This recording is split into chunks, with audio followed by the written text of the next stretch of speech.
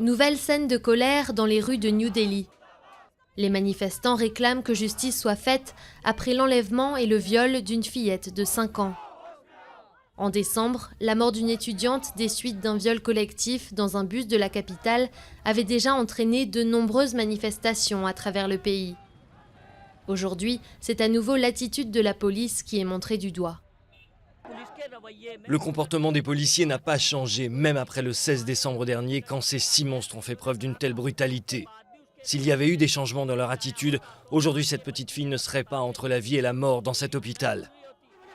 Les autorités ont arrêté 2 suspects qui avaient pris la fuite vers le Bihar dans l'est de l'Inde. Mais les militants assurent que les policiers ont bâclé l'affaire, ce qui aurait retardé le moment où la fillette a été retrouvée. Ils accusent même la police d'avoir tenté de faire taire ses parents en leur offrant de l'argent.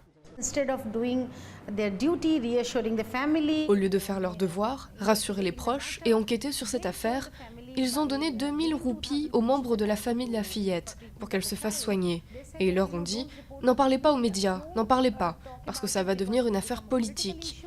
Et cela jettera la honte sur votre famille. » Une enquête est en cours pour déterminer si des policiers sont fautifs dans cette affaire. Mais certains responsables défendent leur travail. D'après eux, la police ne peut pas, à elle seule, empêcher tous les crimes sexuels. Cela relève aussi de la responsabilité de chaque famille. Is it humanly possible for the policemen? Est-il humainement possible qu'un policier empêche un cas comme celui-ci ? La vérité, c'est que les viols sont des crimes d'opportunisme commis dans la sphère privée à 97% par des membres de l'entourage de la victime.